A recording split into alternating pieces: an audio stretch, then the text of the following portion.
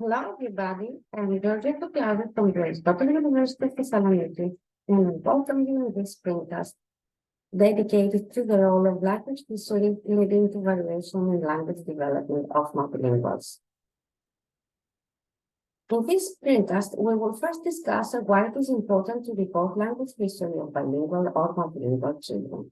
Then, we will outline some external factors that need to be considered as the time and systematicity of use and the quantity and quality of input. We will briefly describe how they lead to variation in language development of multilinguals, and we will draw some questions to be answered when reporting on language history, which are the age of onset in multilingualism, the home language practices, the early literacy practices and biliteracy, and the current language use. We start with the question on why report language history. Research on bilingualism in the last 20 years shows that bilinguals or multilinguals regularly encounter diverse linguistic experiences in their day-to-day lives as a function of the ability to speak their two or more languages in different contexts and with different interlocutors. Nowadays, it is acknowledged that individual variation of multilinguals is over and above individual variation of monolinguals. Moreover, there is often confusion in the criteria used by researchers in defining multilingualism, and research gives controversial results on cognitive and language measures. Thus, there has been a recent tendency to consider multilingualism or bilingualism as a continuous spectrum of dynamic experiences that uniquely affect individuals' language and cognition over time. Besides, language teaching can be facilitated and learning can become more effective when we understand our students' strengths and needs as identified by their language history. Concerns when we work with multilingual speakers is whether they are equally competent in all their languages, which is extremely rare, or if it is rather the case that they have one dominant language. There have been several measurements proposed to assess one's language dominance.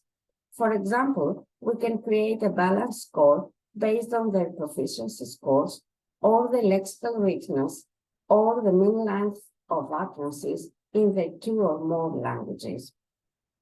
Alternatively, we can create questionnaires based on their language history.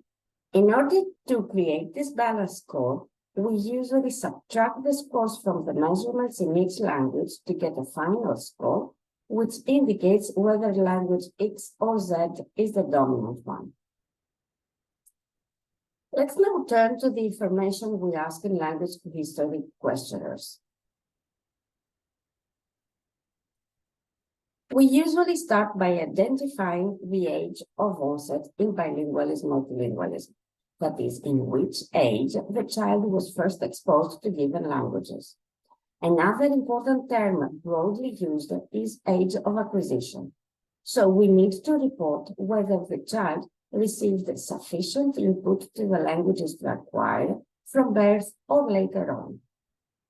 This is assumed to be a very important information related to the plasticity of the brain from a neurocognitive and developmental point of view, as well as to the loss of access to the faculty of language from the point of view of theories of language acquisition. Abundant research has discussed the critical period hypothesis since its proposal from Lenenberg in 1967, and lately, multiple time windows in which different components of language can be acquired successfully have been proposed by Meisel. Roughly speaking, for example, it seems that sensitive period for the acquisition of syntax closes around 4 years of age, while the sensitive period relative to morphology extends to 10 years of age. The topics are further discussed in the relevant modules. However, some studies suggest that the effect of age is modulated by the amount of language use.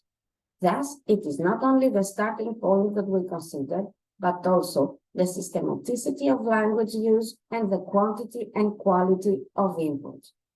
Turning to the examination of these factors, we consider several contexts, and home practices is a good starting point.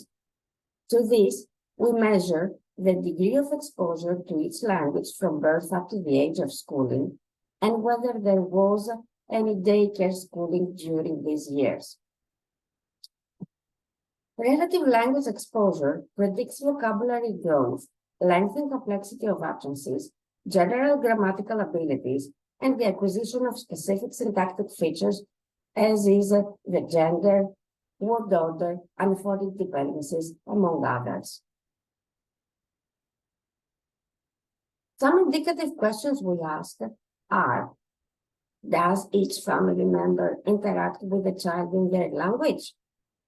That is, does the mother speak in her first language and the father in another? Are there any other family members that interact with the child in everyday life? Are there any siblings? How many? When the child has siblings, the brother or sister may use either parent's first language or the societal or the school language if these are different ones. We also ask the birth order, as it seems that it differentiates the amount of the languages children use between them. Are there any grandparents? Is their interaction with the child systematic and rich? In which language do grandparents or other relatives interact with the child?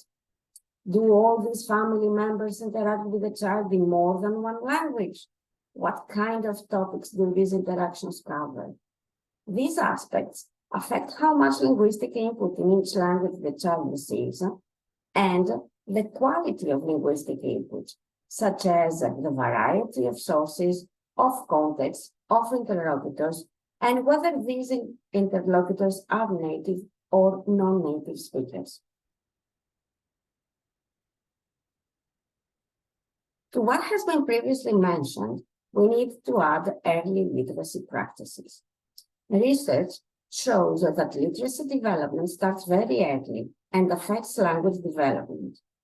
When the child engages in activities such as shared book reading and storytelling in preschool age, we find advantages in vocabulary and morphosyntax arrangement, metalinguistic awareness phase, later academic skills enhanced. All this happens as the child gets familiarized with functions of print, such as the letter discrimination ability, the phonological awareness, the morphological knowledge.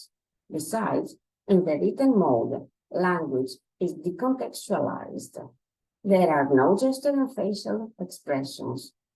There is distancing of oneself from immediate human interaction, and it is a procedure that comprises functional and syntactic awareness. As already understood, a very important factor is literacy. Thus, we ask about the educational setting, as this is relevant to differences that occur in the type of language input. Note that the vocabulary used in school is different from the vocabulary used in everyday home activities. There are many alternatives. A child may use one language at home and another in school, or a child may use two languages at home, and one of which is also the school language. A third possibility could be that the child uses two languages at home and two languages in school, or that the child uses more than two languages at home and one in school. And these are only some indicative alternatives. Now, when a child attends a monolingual school, it may develop literacy skills in the Greek language, which may be the majority language, or in a foreign language, which is not the majority or societal language, but it is introduced at school. In the cases of biliterate schooling, a child may attend a bilingual program of different type. If it is the case of weak maintenance type, the child receives formal education in their heritage language for a few hours per week, in or outside the context of the school. And this may be the case of community or evening or Sunday schools. If it is the case of strong maintenance type, there is systematic use of all the languages. Thus, we need to consider both the amount and the type of exposure, and to ask about the educational context. Some children are taught in equal amounts of time in two languages, whereas others in one which may be a second or foreign language to them. In other cases, biliteracy is achieved in a lower degree, as the classes are taught in one language with few hours per week in another. Thus, what we can consider is whether the other language is used as a medium of instruction of other subjects, as is the case of submersion or immersion settings, or it is rather a case of a curriculum subject, as is the case of foreign language learning. This is very important, as literacy input at home has been associated with better vocabulary skills, while school dominance input has been found to enhance the lexical production skills. On the other hand, balanced biliterate schooling is positively correlated with high cognitive performance and good narrative skills. In the absence of literacy in the heritage language, research failed to trace the bilingual advantage in several cases. Multilinguals are a diverse group who may or may not have had any formal education in their heritage language. They tend to be more dominant in the community language or may vary widely in the skill with which they use their heritage language. They are characterized by a wide range of language histories, language experiences, and language skills, which we need to describe and document in order to better understand. Current language use has been suggested to be a reliable predictor of differences in language development. Besides, it is an important variable to consider since dominance may not be a permanent state, but it may change over time. Some indicative questions we may ask are the child's language preferences for their daily activities. In which language do they memorize phone numbers, calculate, or tell the time? Which is the language we prefer when watching TV or listening to music or going to the theater? What languages do they use where they orally interact with family members or friends? We also ask about the language they feel they understand or speak better. Moreover, we ask their current literacy use in after-school activities. Last but not least, we ask about the frequency and the duration of visits to home country. Obviously, these current language use measurements are relevant to motivation and socioeconomic status, both of which are highly correlated with differences in language performance and cognition of multilinguals. The following case is also relative to motivation and socioeconomic status. Recent research investigates language skills of child language brokers. These are children and young people who, following migration, act as translators and mediators for their parents, peers, and members of the local community. These young people may act as cultural mediators between their host culture and their home and community cultures. They develop skills to navigate and understand the cultural values and social norms that can help steer the interests of themselves and their families in such settings, in situations where trained adult translators are unavailable. The brokering experience enhances brokers' language and literacy skills, as is vocabulary and semantic awareness, in both the heritage language and the host language or the English language. It also has the potential to promote academic competence. Specifically, empirical data suggests that brokering experiences correlate positively with students' reading comprehension, academic performance, and academic self-efficacy. On the other hand, there is evidence associating negative academic outcomes with language brokering, such as increased school stress, poorer homework quality, and worse perceptions of academic abilities. In this screencast, we started discussing why it is important to report language history. And we then discussed the questions on the age of onset of multilingualism, home language practices, early literacy practices and biliteracy, and current language use. To all these questions, we discussed how they differentiate the time and quantity and quality of input and the cognitive and language skills of multilingual speakers.